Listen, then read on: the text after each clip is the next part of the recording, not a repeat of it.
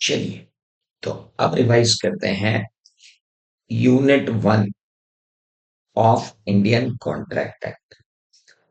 Indian contract act 1872 शुरू होता है डेफिनेशंस के साथ, और सेक्शन 2 क्लॉज एच ने हमको बताया हर वो एग्रीमेंट जो इन्फोर्सेबल बाय लॉ होता है वो कॉन्ट्रैक्ट होता है। हमने फिर पूछा कि भाई एग्रीमेंट क्या होता है, तो 2 क्लॉज ई ने हमको बताया कि ऐसा प्रॉमिस और सेट ऑफ प्रॉमिस जो एक दूसरे के लिए कंसीडरेशन होते हैं वो एग्रीमेंट होते हैं। फिर हमने कहा कि भाई प्रॉमिस क्या होता है, बोला गया कि जब ऑफर में एक्सेप्टेंस जुड़ जाता है तो कहलाता है प्रॉमिस। फिर हमने कहा कि भाई ऑफर क्या होता है, तो कहते हैं कि जब एक बंदा दूसरे बंदे को ये सिग्निफाई करता है कि वो कुछ करना चाहता है या वो कुछ नहीं करना चाहता है, और वो इस इंटेंशन से ये कहता है ताकि सामने वाला हाँ कर दे, तो हम कहते हैं कि पहले बंदे ने दूसरे बंदे को ऑफर दिया। जो बंदा ऑफर देता है उसे हम ऑफरर कहते हैं, जिसको ऑफर मिलता है उसे हम ऑफरी कहते हैं, जिसका ऑफर एक्सेप्ट हो जाता है उसे हम प्रॉमिसर कहते हैं, और जो ऑफर एक्सेप्ट करता है उसे हम प्रॉमिसी कहते हैं। बहुत सिंपल से वर्ड्स में इसको समझ लिया जाए। आप एक स्टूडेंट हो,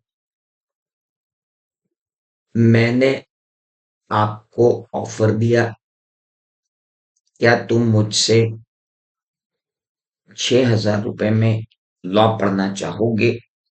ये मेरा ऑफर था, मैं ऑफरर हूं, तुम्हें ऑफर दिया जा रहा है, तुम ऑफरी हो। तुमने कहा हाँ मैं पढ़ना चाहूंगा, तुमने दे दी एक्सेप्टेंस, ऑफरी से कन्वर्ट हो गए तुम प्रॉमिसी में, और बन गया प्रॉमिस। मेरा प्रॉमिस है कि मैं तुम्हें नॉलेज दूंगा, तुम्हारा प्रॉमिस है कि तुम मुझे मनी दोगे। नॉलेज और मनी जो एक्सचेंज हो रही है उसे हमने कहा कंसिडरेशन है। जब ऑफर और एक्सेप्टेंस जुड़े तो बना प्रॉमिस, प्रॉमिस में जुड़ा कंसिडरेशन तो बना एग्रीमेंट। अब बात आती है कि क्या ये एग्रीमेंट इन्फोर्सेबल बाय लॉ है, तो सेक्शन 10 ने कहा कि हाँ भाई ये एग्रीमेंट इन्फोर्सेबल बाय लॉ है अगर तुमने और मैंने जो आपस में एक दूसरे को पढ़ाने और फीस देने की कंसेंट दी है वो कंसेंट फ्री है। दूसरी बात, तुम भी कॉन्ट्रैक्ट करने के लायक हो और मैं भी कॉन्ट्रैक्ट करने के लायक। पढ़ना और पढ़ाने के पैसे लेना लॉफुल कंसिडरेशन है, पढ़ना और पढ़ाना लॉफुल ऑब्जेक्ट है, और इंडियन कॉन्ट्रैक्ट एक्ट में कहीं नहीं कहा गया कि इस तरीके से पढ़ाना वॉइड होता है। तो हमने कहा कि भाई ये कॉन्ट्रैक्ट एक वैलिड कॉन्ट्रैक्ट है। लेकिन कई बार वैलिड कॉन्ट्रैक्ट बनने के लिए कुछ अदर रिक्वायरमेंट्स की भी फॉलो होती है, जैसे कम से कम दो पार्टी होना चाहिए, हाँ हम हैं, हमारे बीच में एक इंटेंशन होना चाहिए कि हमको कॉन्ट्रैक्ट करना है। सोशल एग्रीमेंट्स में इंटेंशन नहीं होता, इसलिए सोशल एग्रीमेंट्स कॉन्ट्रैक्ट नहीं बनते। मैं आपको कह रहा हूं मैं आपको ट्यूशन पढ़ाना चाहता हूं और आप कह रहे हो हाँ हम आपसे ट्यूशन पढ़ना चाहते हैं, यहाँ बहुत क्लियर इंटेंशन है मेरा और आपका।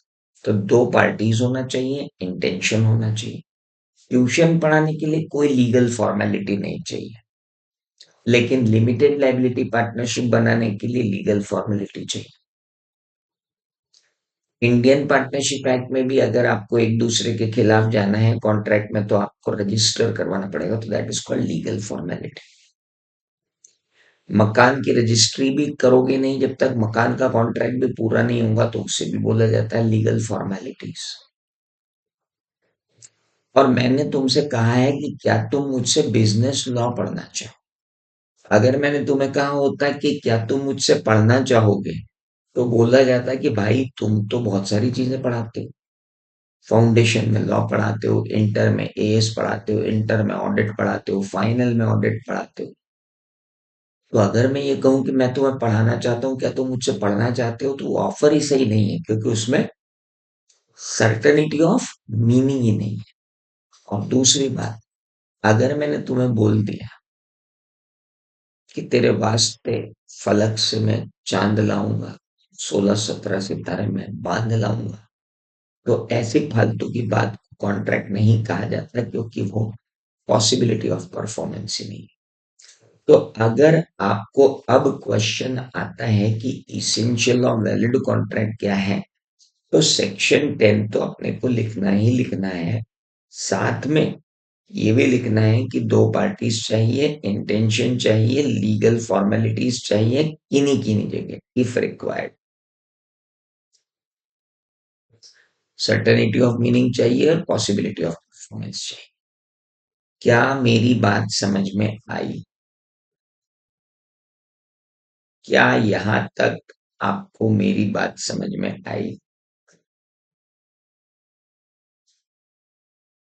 आगे बढ़े।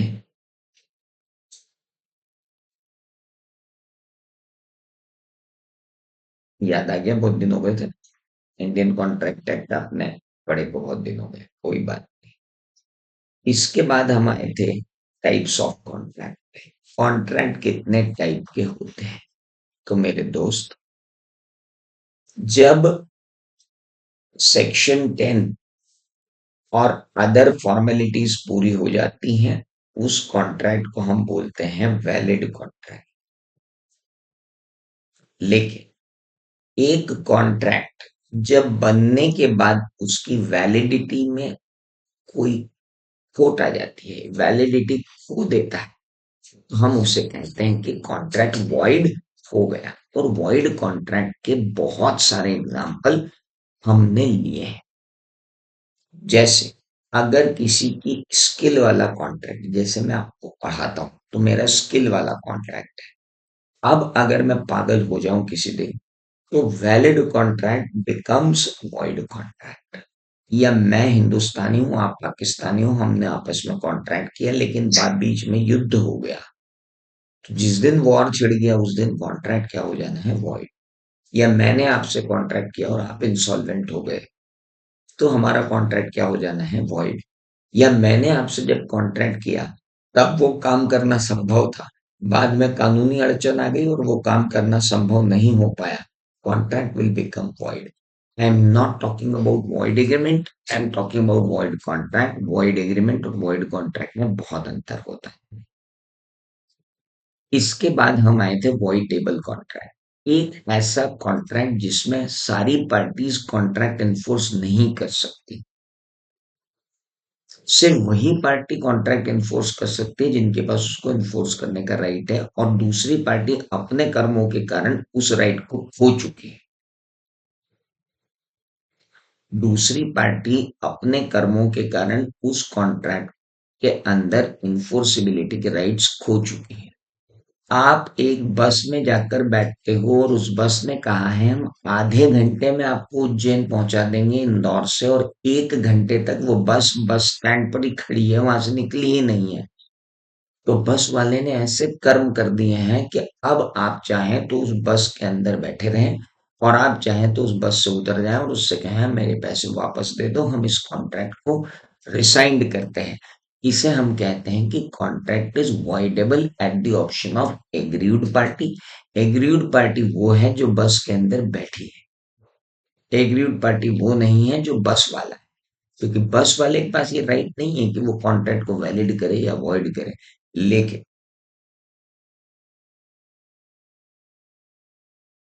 बैठे हो ना बस के अंदर, आपके पास ये राइट है कि आप उसे वैलिड करो या वॉइड करो। तो when ever a contract is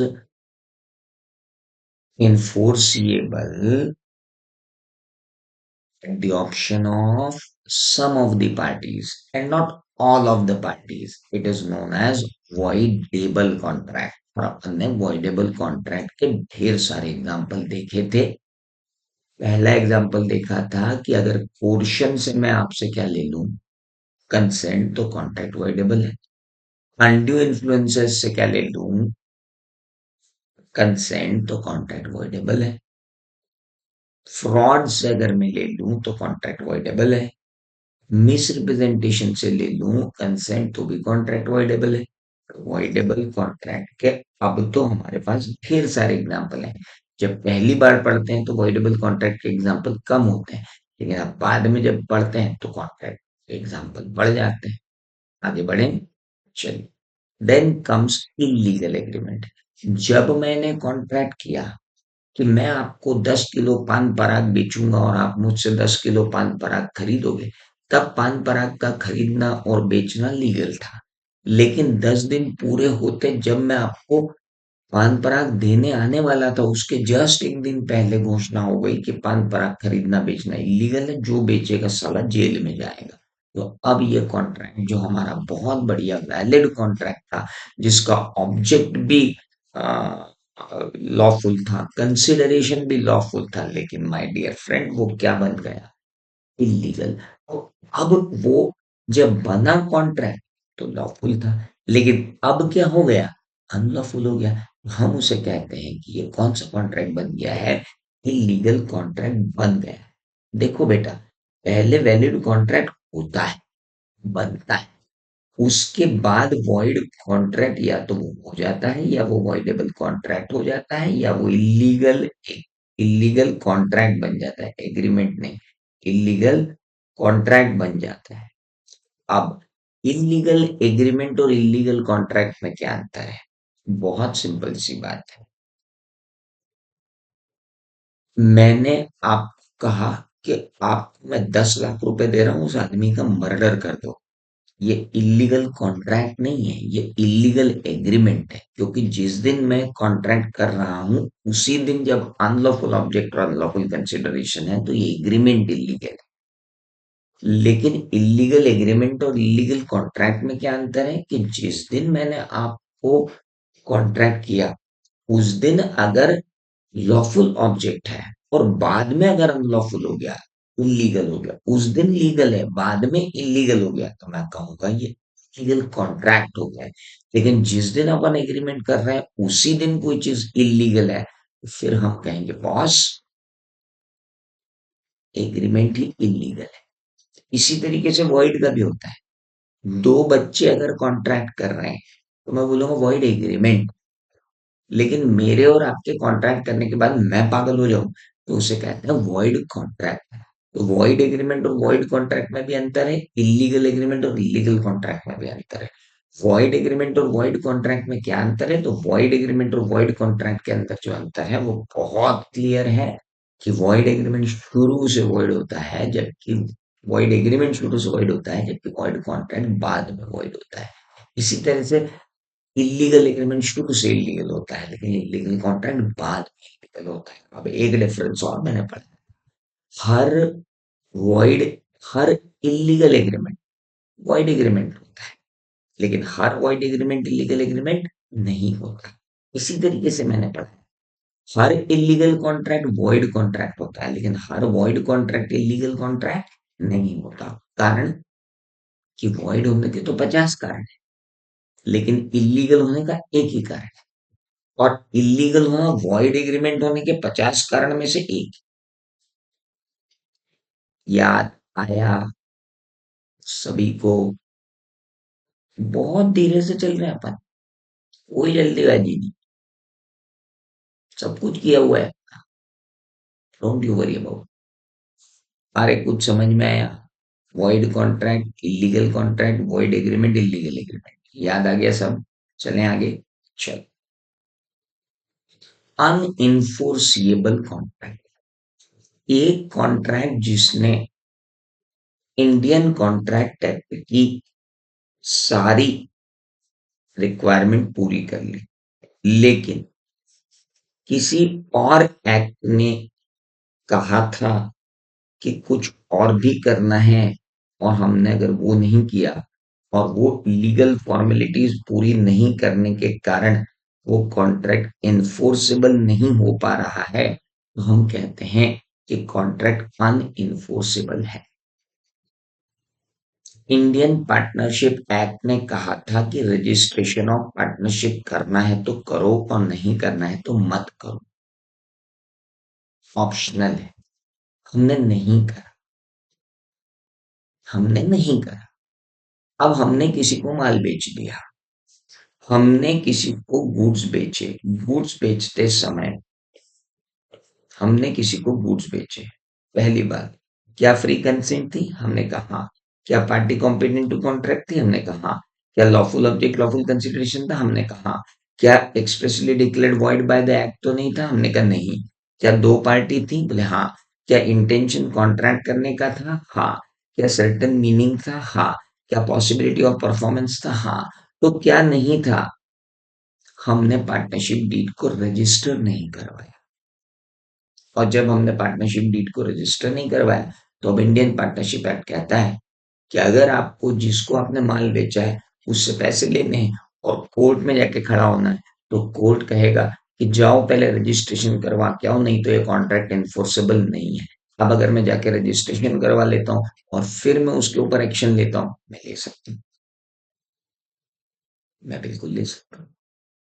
इसे क्या कहते हैं कि जब तक आपने पार्टनरशिप डीड का रजिस्ट्रेशन नहीं कराया, तब तक वो कॉन्ट्रैक्ट कौन सा कॉन्ट्रैक्ट रहा? अनएनफोर्सिएबल कॉन्ट्रैक्ट रहा। क्या अनएनफोर्सेबल कॉन्ट्रैक्ट समझ में आ गया?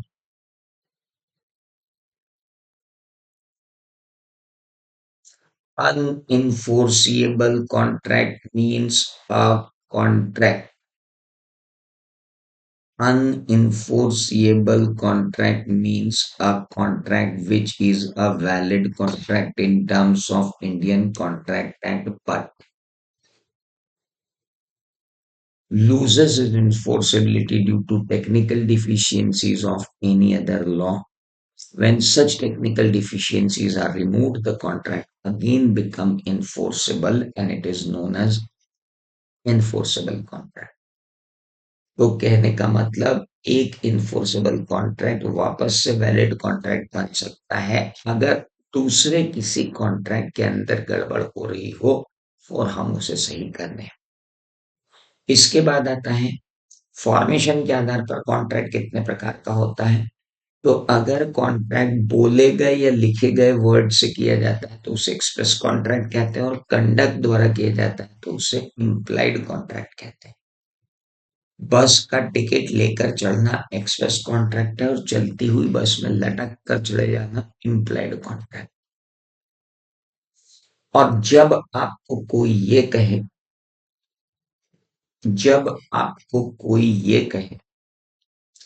लॉ आके कहे कि आप दोनों के बीच में एक कॉन्ट्रैक्ट है, जबकि आपका कोई इंटेंशन कॉन्ट्रैक्ट करने का नहीं था, लेकिन किसी भी दिन लॉ अगर कह दे कि ये कॉन्ट्रैक्ट है, तो हम उसे कहते हैं quasi contract. Quasi contract means a contract implied by law, and that contract implied by law on the basis of law of equity कहता है no one can enrich himself at the expense of others.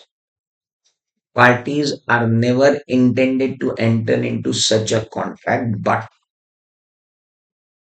that contract is presumed by law. So that's why it is known as what? Quasi contract. इसके बाद बात आती है कि whenever you are using in a contract information technology, that would be treated as what? E contract. जब आप information technology use करते हो तो हम उसे कहते हैं कि ये कौन सा कॉन्ट्रैक्ट है? कॉन्ट्रैक्ट है। इसके बाद हमने पढ़ा कि परफॉर्मेंस के आधार पर कॉन्ट्रैक्ट को कैसे बांटा जाता है। तो पहले हमने पढ़ा था एग्जीक्यूटेड कॉन्ट्रैक्ट, एक ऐसा कॉन्ट्रैक्ट जिसमें दोनों पार्टीज अपने अपने पार्ट का परफॉर्मेंस दे चुकी हैं, that is known as executed contract. फिर हमने पढ़ा एग्जीक्यूटरी कॉन्ट्रैक्ट क्या होता है। तो when all the parties have not yet perform their part of promise, it is known as executory contract. एक पार्टी ने कर दिया है और एक पार्टी का करना बाकी है तो उसे कहते हैं यूनिलैटरल कॉन्ट्रैक्ट, और दोनों पार्टीज ने भी परफॉर्म नहीं किया है तो हम कहते हैं बायलैटरल कॉन्ट्रैक्ट।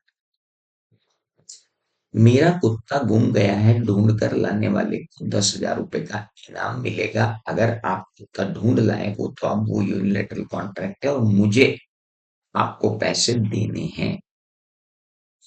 लेकिन मैंने आपको ये कहा कि तुम मेरा कुत्ता अगर ढूंढ के लाओगे तो मैं तुम्हें 10,000 रुपए दूंगा और तुम अभी कुत्ता ढूंढने नहीं गए हो। That is called bilateral contract. Is that clear?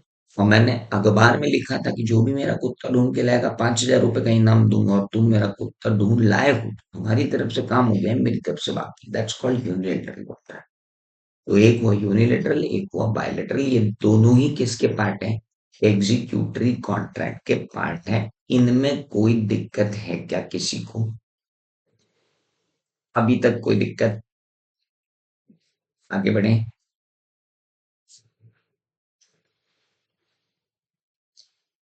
Question and answer में आप टाइप कर सकते हैं बायलैटरल और एग्जीक्यूटरी में क्या डिफरेंस है। बावले, बायलैटरल, हर बायलैटरल कॉन्ट्रैक्ट एग्जीक्यूटरी कॉन्ट्रैक्ट ही है, लेकिन हर एग्जीक्यूटरी कॉन्ट्रैक्ट बायलैटरल कॉन्ट्रैक्ट नहीं है, क्योंकि एक बायलैटरल कॉन्ट्रैक्ट एग्जीक्यूटरी कॉन्ट्रैक्ट का एक पार्ट है। एनोनिमस अटेंडी, अपना नाम तो डाल दे। आगे बढ़े। चलो, माता पिता ने इतना अच्छा नाम दिया, लेकिन यहाँ नाम आ रहा है एनोनिमस अटेंडी। चलिए, टाइप्स ऑफ ऑफर। ऑफर के कितने टाइप होते हैं सर? ऑफर के बहुत सारे टाइप होते हैं। जब आप ऑफर पब्लिक एट लार्ज को देते हो तो हम उसे कहते हैं कि आपने कौन सा ऑफर दिया, जनरल ऑफर दिया। यानी offer to public at large. When anyone who has knowledge of the same can accept, it is known as general offer. मेरा काले कलर का बैग रिक्शा में छूट गया है, जिस किसी सज्जन को मिले मुझे इस पते पर ला कर दे, मैं 5,000 रुपए दूंगा। That's called general offer. जिस किसी सज्जन को मिले, that's called general offer. When an offer given to a specific person, it is known as a specific offer. क्या तुम मेरा काले कलर का बैग ढूंढ कर लाओगे, मैं तुम्हें 5,000 रुपए दूंगा। Specific offer. देखो, काले कलर का बैग ढूंढ कर तो ले आओ, लेकिन ये ध्यान रहे उसमें से एक भी कागज गुमना नहीं चाहिए। Conditional offer. नहीं नहीं, तुम तो बस मेरा काले कलर का बैग ढूंढ लाओ, बस मुझे तो वो बैग चाहिए। Unconditional offer. मुझे परेशान देखकर तुम खुद ही काले कलर का बैग ढूंढने चले गए। Implied offer. बस में चढ़ने के लिए तुम दौड़े। Implied offer. ट्रेन में लटकने के लिए तुम बेताब हो। Implied offer. भैया उज्जैन ले चलोगे क्या? Expressed offer. भैया इस ट्रेन से हम मुंबई जा सकते हैं क्या? हमें टिकट चाहिए। Expressed offer. मैंने तुम्हें लेटर लिखा, क्या तुम मुझसे मेरा फ्लैट 15 लाख में खरीदना चाहोगे? मेरा लेटर जब तक तुम्हारे पास पहुंचता, तुम्हारा लेटर मेरे पास हो आ गया, क्या आप अपना फ्लैट 15 लाख में मुझे बेचना चाहोगे? जब दोनों ही पार्टी एक दूसरे को in ignorance of each other offer भेज देती हैं, और थोड़े दिन बाद पता चलता है कि दोनों के पास सेम ऑफर है, आइडेंटिकल ऑफर है, तो हम उसे कहते हैं क्रॉस ऑफर। क्रॉस ऑफर के बाद आता है काउंटर ऑफर। काउंटर ऑफर क्या होता है? तो हमने कहा था कि काउंटर ऑफर का मतलब होता है कि जब मैंने आपको ऑफर दिया, जब मैंने आपको ऑफर दिया तो आपको मुझे एक्सेप्टेंस देनी चाहिए। एक्सेप्टेंस देने की बजाय आपने शर्त लगाकर एक्सेप्टेंस दी। जब आपने शर्त लगाकर एक्सेप्टेंस दी, तो वो मेरे लिए क्या हो जाएगा? Counter offer. मैंने कहा, क्या तुम मुझसे 6,000 रुपए में बिजनेस लॉ पढ़ना चाहोगे? तुमने कहा, किस्तों में पैसा देंगे तो पढ़ेंगे। तुमने कहा कि अगर हम पास नहीं हुए तो हमारी फीस वापस करोगे तो हम पढ़ेंगे। तुमने कहा 25 कलर के नोट्स दोगे तो हम पढ़ेंगे। तुमने कहा अगर 50 तरीके के टेस्ट लोगे तो हम पढ़ेंगे। तुम हर बार मेरे पढ़ाने के लिए क्या लगा रहे हो? कंडीशन लगा रहे हो। जब ऑफर के साथ एक्सेप्टेंस कंडीशनली दे दी जाए तो उसे कहा जाता है कि ये क्या है? Counter offer. कौन सा ऑफर है? Counter offer. और मैंने कहा, मैं तुमको बिजनेस लॉ पढ़ाना चाहता हूँ। अगर तुम मुझसे बिजनेस लॉ पढ़ना चाहते हो तो 30 दिन के अंदर अंदर हाँ कर दो। 31वें दिन यह ऑफर खत्म हो जाएगा। When an offer stands up to a period of time, it is known as standing offer. तो एक हुआ जनरल ऑफर, एक हुआ स्पेसिफिक ऑफर, एक हुआ कंडीशनल ऑफर, एक हुआ अनकंडीशनल ऑफर, एक हुआ इम्प्लाइड ऑफर, एक हुआ एक्सप्रेस्ड ऑफर, एक हुआ क्रॉस ऑफर, एक हुआ काउंटर ऑफर, एक हुआ स्टैंडिंग ऑफर। इसके बाद आते हैं रूल्स ऑफ वैलिड ऑफर पे। एक ऑफर का वैलिड होना भी बहुत जरूरी है।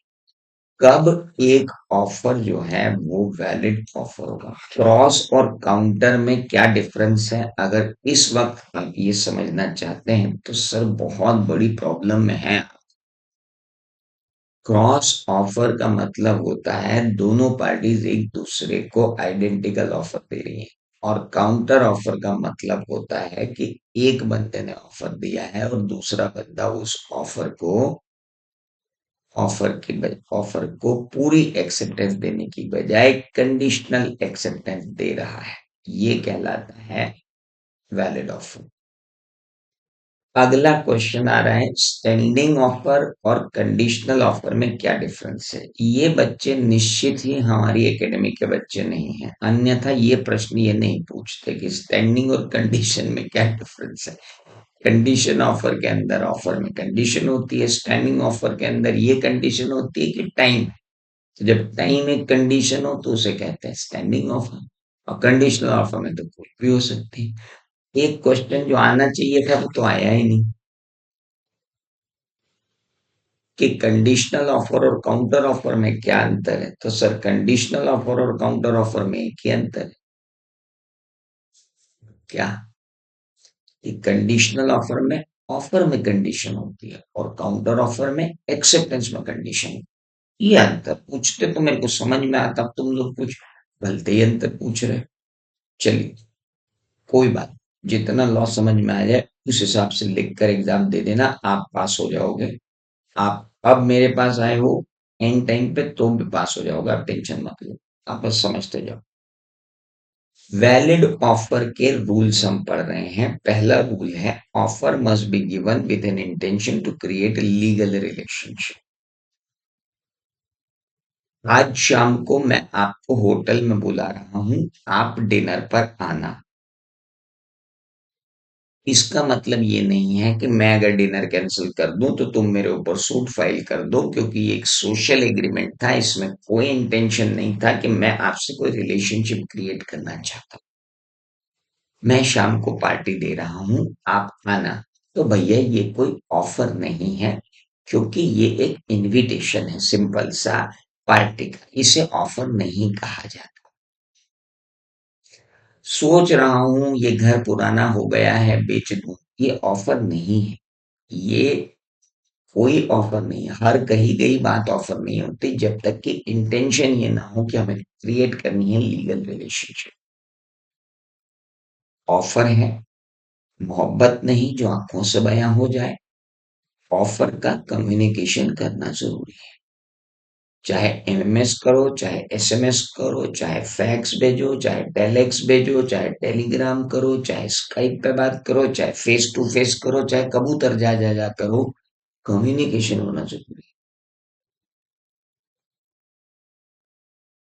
है। मेरे पास 4 कार है और मैं आपको बोल रहा हूँ मैं कार बेचना चाहता हूँ, ये अपने आप में एक गलत ऑफर है, क्योंकि मैं ये बोल ही नहीं रहा हूँ कि कौन सी कार बेचना चाहता हूँ। ऑफर हमेशा क्लियर होना चाहिए, वेग नहीं होना चाहिए, भ्रमित कर देने वाला नहीं होना चाहिए। ऑफर हमेशा क्या हो रहा है? Very simple. Offer must be clear and not vague और अनसर्टन। पहली बात, offer must be given in intention to create legal relationship. दूसरा, ऑफर मस्ट बी कम्युनिकेटेड। तीसरा, offer must be clear and not vague और uncertain. चौथा, offer must contain all the condition. हमने आपको offer दिया, आप हमसे पढ़ो, आपने वो ऑफर एक्सेप्ट कर लिया और आप हमसे पढ़ने आ गए। अब हम आपसे हर टेस्ट के पैसे ले रहे हैं, हर नोट्स के पैसे ले रहे हैं, हर रिजल्ट के पैसे ले रहे हैं, हर रिवीजन के पैसे ले रहे हैं। तो आप बोलोगे यार आपने पहले क्यों नहीं बोला, हमने कहा हम ऐसे ही है। नहीं सर, जो भी कंडीशन ऑफर की, ऑफर के साथ ही आनी चाहिए। होटल का रूम बुक कर लेने के बाद, रूम में जाने के बाद, दरवाजा खोलने के बाद, अगर ये कंडीशन लगेगी कि टॉवेल के पैसे लगेंगे, पानी के पैसे लगेंगे, चादर के पैसे लगेंगे, कंबल के पैसे लगेंगे, तो भैया ये ऑफर ही आपका गलत है। Offer must be clear and uncertain. और जितनी स्पेशल कंडीशन अगर ऑफर में है तो वो ऑफर में मेंशन होनी चाहिए और क्लियरली मेंशन होनी चाहिए और सामने वाले के द्वारा पढ़ी भी जानी चाहिए। तुमने बस के टिकट पे लिख दिया है शर्तें पीछे हैं, लेकिन यहाँ नहीं लिखा कि शर्तें पीछे हैं। आदमी पीछे पलट के कैसे देखिएगा? पीछे पलटने के लिए यहाँ लिखना तो पड़ेगा ना कि शर्तों के लिए कृपया टिकट पलट कर देखें। याद आया? Offer must be clear, uncertain and all conditions जो हैं वो ऑफर की कम्युनिकेट होना चाहिए। वेग का मतलब भ्रामक होता है, वेग का मतलब इल्यूजनरी होता है, वेग का मतलब डाउटफुल होता है मेरे दोस्त। अब और आगे बढ़ते हैं। ऑफर में कोई नेगेटिव कंडीशन नहीं होनी चाहिए। मैं तुम्हें ऑफर दे रहा हूं कि तुम मुझसे बिजनेस लॉ पढ़ने के लिए आ जाओ। 3 दिन में अगर मेरे पास ये जवाब नहीं आया कि तुम आ रहे हो, तो मैं मान ही लूंगा कि तुम मुझसे पढ़ना चाहते ही हो। मान न मान मैं तेरा मेहमान। इस तरीके का कोई ऑफर नहीं दिया जाएगा जिसमें ऐसी कंडीशन डाल दी जाए जिसका फुलफिलमेंट ना होना एक्सेप्टेंस कहलाए। अगली बात, offer must be distinguished from invitation to offer. Hotel का मेन्यू कार्ड हो,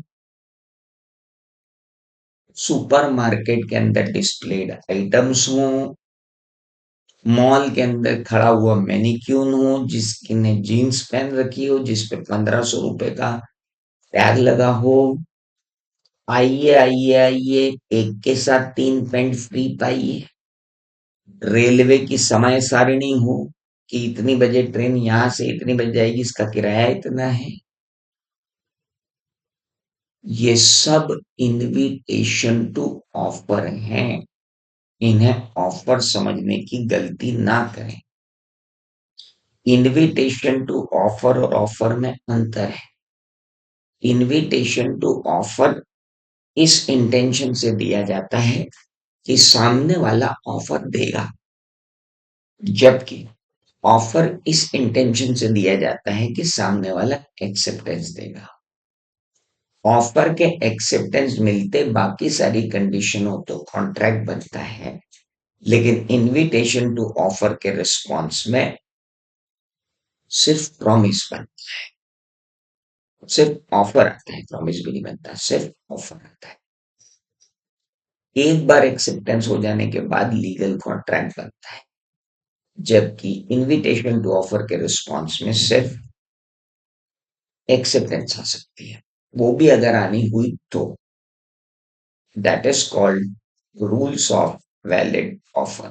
क्या वैलिड ऑफर के रूल में किसी को कोई प्रॉब्लम है? Any problem in rules of valid offer? आगे बढ़े।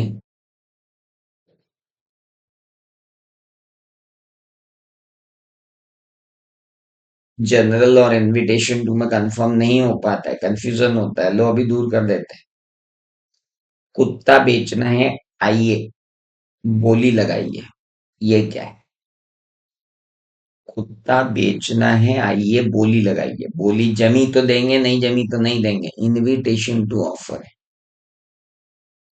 मेरा कुत्ता गुम गया है, ढूंढ कर लाने वाले को 10,000 रुपए का इनाम। यहाँ कोई कंफ्यूजन नहीं है। अगर आप ढूंढ लाए तो इनाम मिलेगा, नहीं ढूंढ के लाए तो नहीं मिलेगा। लीगल इंटेंशन है कि आपसे मेरे को कॉन्ट्रैक्ट करना है। ये अंतर है इनविटेशन टू ऑफर और जनरल ऑफर। कुत्ता बेचना है, आइए बोली लगाइए। ये इनविटेशन टू ऑफर है। कुत्ता गुम गया है, मैं 10,000 रुपए का इनाम दूंगा अगर मिल जाएगा। आगे बढ़े। गुड। इसके बाद आता है कि वैलिड एक्सेप्टेंस के रूल्स क्या है। What are the various rules of valid acceptance. Valid acceptance के रूल क्या है। जनरल ऑफर की एक्सेप्टेंस रिजेक्ट नहीं कर सकते, बिल्कुल नहीं कर सकते। इनविटेशन टू ऑफर की रिजेक्ट कर सकते। मेरा कुत्ता गुम गया है, ढूंढ कर लाने वाले को 10,000 रुपए का इनाम। सामने वाला कुत्ता ढूंढ लाया और हम कह रहे हैं अब नहीं, अब तो हमको नहीं चाहिए कुत्ता, तुम ले जाओ। ऐसा नहीं होता भाई साहब। नहीं। Rules of valid acceptance. जब भी एक्सेप्टेंस दोगे पूरी दोगे, अधूरी बिल्कुल नहीं दोगे। Acceptance must be absolute and unqualified। Absolute का मतलब पूरी, और अनक्वालिफाइड का मतलब, एब्सोल्यूट का मतलब पूरी और अनक्वालिफाइड का मतलब बिना शर्त। 100 मीट्रिक टन माल भेज दोगे क्या। बोले हाँ 50 मीट्रिक टन भेज दूंगा, ये भी वैलिड एक्सेप्टेंस नहीं है। और अगर बोलता है भेज तो दूंगा, पहले पैसा चाहिए, तो भी यह एक्सेप्टेंस वैलिड नहीं है, क्योंकि एक एब्सोल्यूट नहीं है और दूसरी अनक्वालिफाइड नहीं। और मुझे एब्सोल्यूट भी चाहिए और अनक्वालिफाइड भी चाहिए। Must be in reaction to an offer.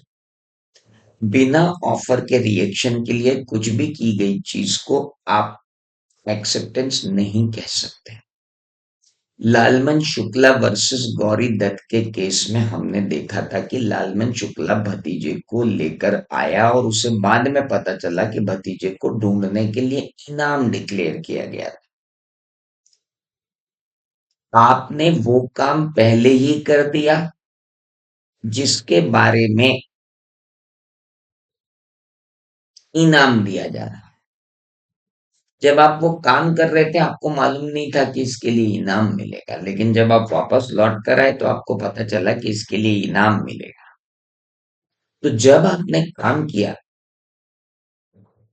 तो आपने इस ऑफर के नॉलेज में काम नहीं किया। काम कर देने के बाद आपको नॉलेज मिला कि ये तो ऑफर था, तो फिर उसे एक्सेप्टेंस नहीं कहा जाएगा, है ना। अगर नदी में इसलिए तैरे तुम तेजी से क्योंकि तुम्हारे पीछे मगरमच्छ पड़े थे, और तुम जब नदी तैर कर पार किए तो लोगों ने तुमको कहा कि तुम विजेता हो, यहाँ पर एक रेस चल रही थी, तुम्हें पता चला कि साला मैं रेस जीत गया, मैं तो अपनी जान बचाने तैरा था और यहाँ तो मैं रेस जीत गया। तो हम कहेंगे भाई साहब ये एक्सेप्टेंस नहीं थी, because acceptance must always be in reaction to an offer. Acceptance कौन देगा। अगर जनरल ऑफर हुआ तो जिसे भी नॉलेज हो, और अगर स्पेसिफिक ऑफर हुआ तो सिर्फ वही जिसे ऑफर दिया गया है। क्या एक्सेप्टेंस का भी कम्युनिकेशन होना जरूरी है, बिल्कुल होना जरूरी है। क्या एक्सेप्टेंस कंडक्ट से दी जा सकती है, हाँ। क्या एक्सेप्टेंस इम्प्लाइड दी जा सकती है, हाँ। Mrs Carlill versus carbolic smoke ball company limited के केस में मिसेस कार्लिल ने कार्बोलिक स्मोक बॉल खरीद कर सूंघी थी, वो अपने आप में क्या थी, इम्प्लाइड एक्सेप्टेंस थी। क्या एक्सेप्टेंस उसी तरीके से दी जानी चाहिए जिस तरीके से मांगी गई थी, हाँ। मैंने अगर आपको बोला मुझे ईमेल द्वारा सूचित करें कि आप इस ऑफर को एक्सेप्ट कर रहे हैं या नहीं, और आपने अपनी फीमेल सेक्रेटरी को भेज दिया और ये कहा कि बोल के आ जाओ कि हाँ हम आपका ऑफर एक्सेप्ट करते हैं, तो हम कहेंगे भाई साहब हमने ईमेल द्वारा मांगी गई थी, आपने फीमेल द्वारा भेजी, हम इसे एक्सेप्ट नहीं करते, ईमेल भेजो। लेकिन अगर उस समय जब वो आई सेक्रेटरी तब हमने कोई ऑब्जेक्शन नहीं लिया, तो एक्सेप्टेंस वैलिड है। लेकिन अगर हमने ऑब्जेक्शन ले लिया तो एक्सेप्टेंस इनवैलिड है, क्योंकि एक्सेप्टेंस उसी तरीके से दी जानी चाहिए जिस तरीके से मांगी गई थी। चुप रहना एक्सेप्टेंस नहीं है। चुप रहना बिल्कुल भी एक्सेप्टेंस नहीं कहा जा सकता। Silence is not at all N acceptance. चुप रहना किसी भी तरीके से एक्सेप्टेंस नहीं है।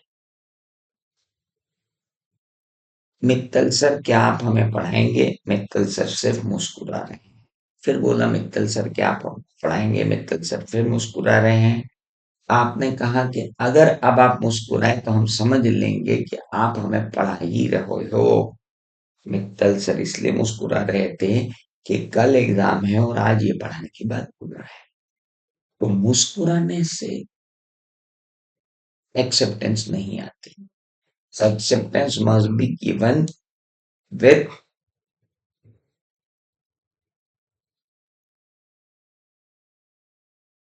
आइदर बाय एक्शन और बाय वर्ड्स। चुप रहना एक्सेप्टेंस नहीं। क्वालिफाइड एक्सेप्टेंस और काउंटर ऑफर एक ही बात है, ये मैं आपको थोड़ी देर पहले ही बता चुका हूं। अब आता है वो पोर्शन जिसके ऊपर से पूरा क्वेश्चन पेपर के अंदर क्वेश्चन आएगा। इस चैप्टर में मैक्सिमम नंबर ऑफ क्वेश्चन यहीं से आते हैं। Communication of offer, communication of acceptance, revocation of offer, revocation of acceptance. Maximum time आपको क्वेश्चन यहीं से मिलेगा। अगर इस यूनिट में से कोई क्वेश्चन आया, communication of offer, communication of acceptance, revocation of offer, revocation of acceptance. मैंने आपको दे दिया कि रेटिंग पूरे इसके अंदर रेटिंग सबसे ज्यादा कहाँ है? यहाँ है। बाकी तो रूल्स ऑफ वैलिड ऑफर और वैलिड एक्सेप्टेंस अपनी जगह रेटिंग में ही, लेकिन ये तीन टॉपिक इंपॉर्टेंट होते हैं और इन तीन टॉपिक में से ये टॉपिक सबसे ज्यादा इंपॉर्टेंट होता है। आइए पढ़ते हैं communication of offer and communication of acceptance.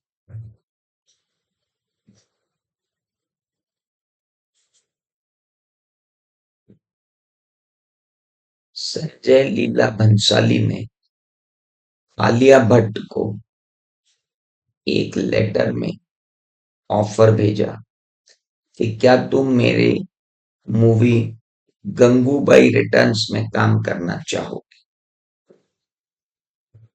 ये लेटर यहां से चला 10 जनवरी 2025 को, जो 12 जनवरी 2025 को पहुंचा। लेकिन आलिया 14 जनवरी 2025 को वापस आई। 15 जनवरी 2025 को उसने खोलकर पढ़ा, लेकिन चूंकि वो हिंदी में था तो वो ढंग से पढ़ नहीं पाई। 17 जनवरी 2025 को रणबीर कपूर ने उसको समझाया कि ऑफर का मतलब ये है। तो कम्युनिकेशन ऑफ ऑफर कब कंप्लीट होगा? तो हमने कहा था कि communication of offer completes when it comes to the knowledge of the offering. यानी 17/1/2025 को क्या कंप्लीट होगा? कम्युनिकेशन। याद आ गया? कम्युनिकेशन ऑफ ऑफर कंप्लीट्स कब? when it comes to the knowledge of the offering। इसके बाद हमने कहा था कि 17 तारीख को आलिया भट्ट ने 17 जनवरी 2025 को दिन में 1 बजे आलिया भट्ट ने अपने एक्सेप्टेंस का लेटर भेज दिया संजय लीला भंसाली को, जो 21 जनवरी 2025 को संजय लीला भंसाली को दिन में 1 बजे रिसीव हुआ। अब मैंने कहा था कि इसके अगेंस्ट में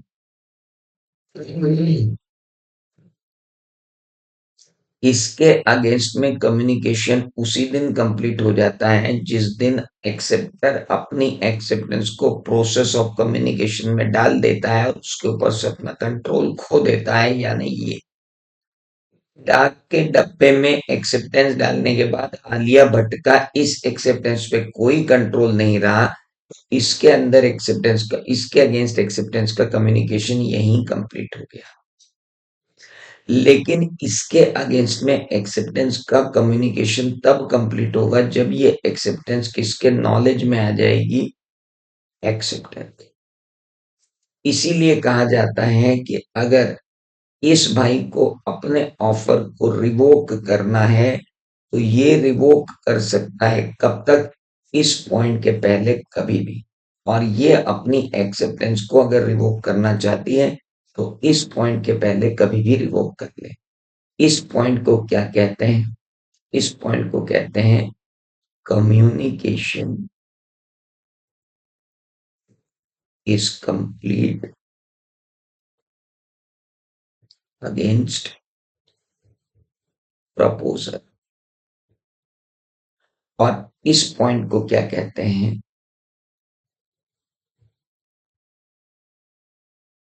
communication is complete against acceptor. एक को कहते हैं communication is complete against acceptor, एक को कहते हैं communication is complete against proposer. ये दो डेट्स आपके सामने हैं। Communication against the offerer is complete when the offeree puts his acceptance into process of communication from where he loses control over it. एक बार डाक के डब्बे में एक्सेप्टेंस डालने के बाद अपना कंट्रोल खत्म हो गया। और इसके अगेंस्ट में कम्युनिकेशन कब कंप्लीट होता है, यानी ये कब तक रिवोक कर सकती है और ये अपना ऑफर कब तक रिवोक कर सकता है। क्या याद आ गया सबको, एवरीवन? क्या हमने एक लेटर भेजा एक्सेप्टेंस का और साथ में एक और लेटर भेज दिया रिवोकेशन का, तो जो भी पहले पढ़ा जाएगा वो माना जाएगा। अगर हाँ का पहले पढ़ लिया तो हाँ, और ना का पहले पढ़ लिया तो। अगर एक लेटर जाता है, दूसरा टेलीग्राम जाता है, तो टेलीग्राम को तवज्जो दी जाती है, ये मान लिया जाएगा कि टेलीग्राम पहले पढ़ लिया गया है।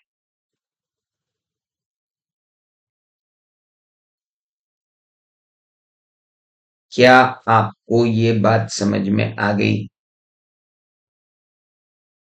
बहुत बढ़िया। इसे क्या कहते हैं, यूनिट नंबर 1। आइए जरा इसको ऑफिशियली पढ़ लें।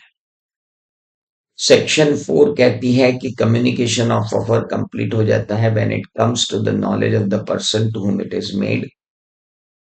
एक्सेप्टेंस का कम्युनिकेशन अगेंस्ट प्रपोजल तभी कंप्लीट हो जाता है when it puts in the course of transmission to him so as to be out of the power of acceptor to withdraw the same.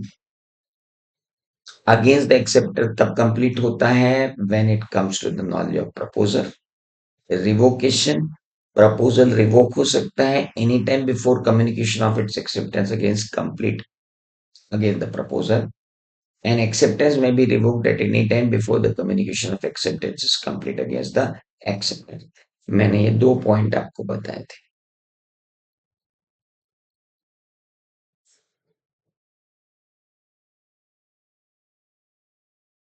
तो मैंने आपको बताया था कि दो पॉइंट्स याद आ गया मेरे बच्चों। इसे कहते हैं यूनिट 1।